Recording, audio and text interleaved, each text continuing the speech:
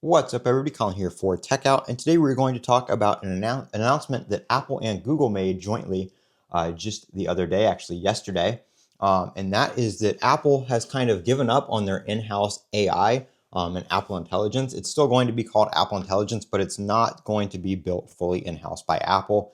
They are teaming up with Google to use Google's Gemini models and cloud technology to bring all the Apple Intelligence features to the iPhone. So I'm just going to read the joint statement from Apple.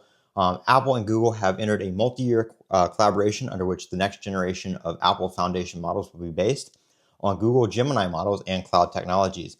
These models will help power future Apple Intelligence features, including a more personalized Siri coming this year. So that is an official statement from Apple and Google. This is on blog.google.com from Google directly.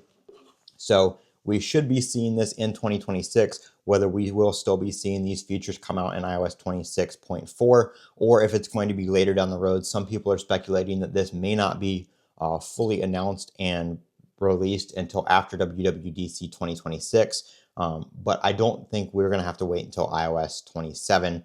Hopefully we still get these features as previously rumored in iOS 26. So as we've seen earlier, I guess in 2025, technically, a lot of the Apple AI team has kind of, left Apple and moved to other places or other roles within Apple, and we didn't really know what was going on there.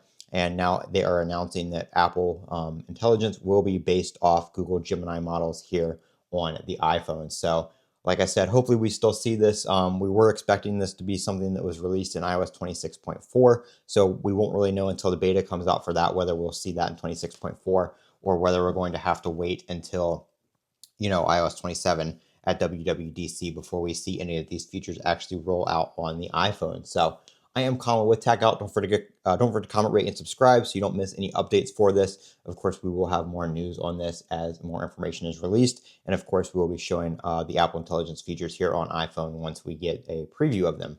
As always, have a great day.